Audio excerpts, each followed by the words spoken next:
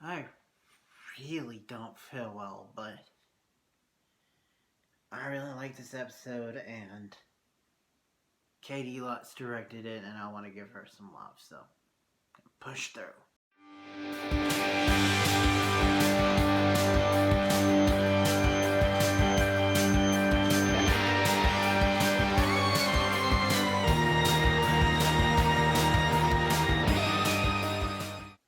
Greetings, geeks, geek girls. It is me. I'm back for Legends of Tomorrow. Mortal Kombat. This episode, whoa. But like I said, I don't feel well, so just gonna jump into it. Spoiler alert, if you guys haven't seen it, go watch it, then come back and tell me what you think in the comments down below. Now, there are two main stories. One is that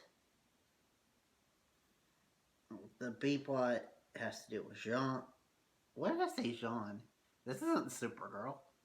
John, Ray, and Gary. They go to John's house to try to figure out something to do to make it so that he doesn't die. However, he does, and he goes to Limbo, and there he meets Astra, and he tells her that he can save her mom, just he needs to live, so she lets him live. And John is back in full force. And it was awesome, but that's kind of it truncated. However, that wasn't the main plot. The main plot was Ava has invented this new device that can, predetermine, when it can determine, when an Encore has, come back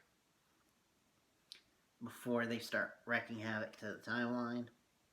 And they do this. And they find they're in China, I believe, in the 80s. Genghis Khan is there. Yep, the Genghis Khan. And he's got a plot to take over the world. Charlie's back on the ship, and, well, first of all, they get into this, big shootout with this cool one-off Chinese cop lady who's kind of like Chinese Ava. It's really cool, but it leads to the Chinese lady being kidnapped, and Charlie goes in undercover to try to save her and all that, and find out what Genghis Khan's planning. And he's planning to take over the world. He ends up killing her, and we find out that he has a magic item too, like other Encores.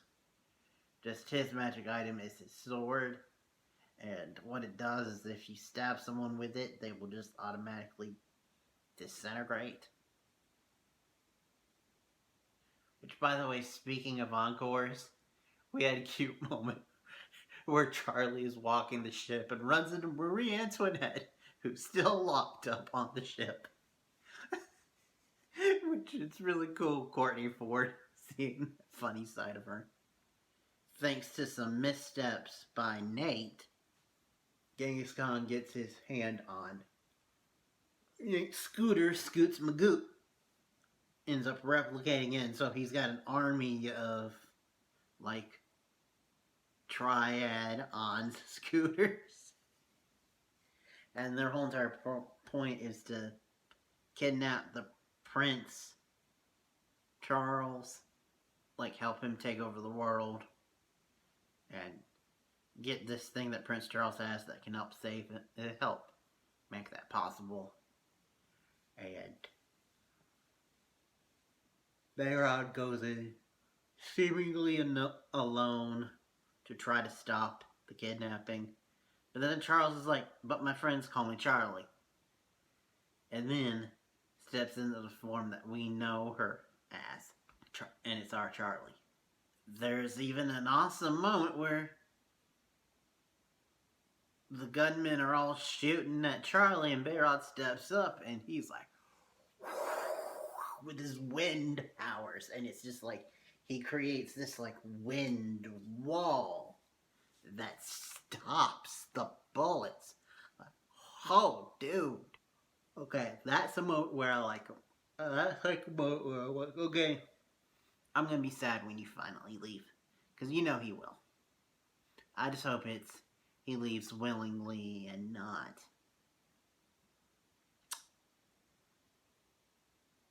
like Stein.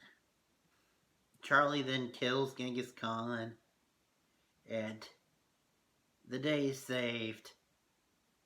There's one more thing though, because all throughout the episode, Charlie has been acting cagey and wanting to leave again, and we've been hearing voices in her head. If she's been hearing voices in her head, we've been hearing them too. Like, what's going on here? There's some awkwardness between her and Bayrod, and we find out that they actually did sleep together, which I don't know how I feel about that shit, because on one hand, they are actually kind of cute together, but on the other, Zarly, and I've already pre-established like Zarly and are shipping Zarly, but then they're also kind of cute, so. But anyway, she tells them the truth about who she is. She's not just a shapeshifter. She's one of the OG fates from like Greek mythology. And she was the spinner.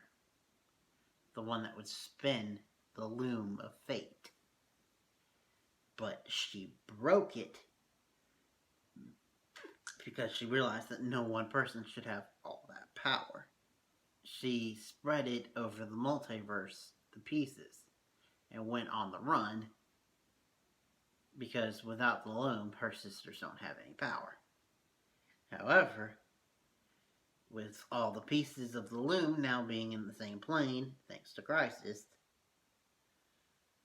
her sisters now have power, and she knows that once they do finally catch her, they're going to kill her and everyone associated with her. But the Legends are like, we're the Legends. Bring it on. And then this is when Sarah steps in and she's like, what did I miss? And everyone starts talking and she gets this look on her face like, I was gone for 2 weeks. What the hell? And it'll be interesting to see where we go from here. Well, I'm going to end it there, saying thank you guys for watching. Next time See Me will be for, because I believe, yes, Nancy Drew is still on break. I believe Legacies is still on break. Katie Keene I do on Blair. And I don't do that show that shall not be named. And Harley is over, so I guess if all else fails, I'll see you for Owl House. Thank you guys for watching. Until next time, and beyond. I need to get to bed. I am way too out of it.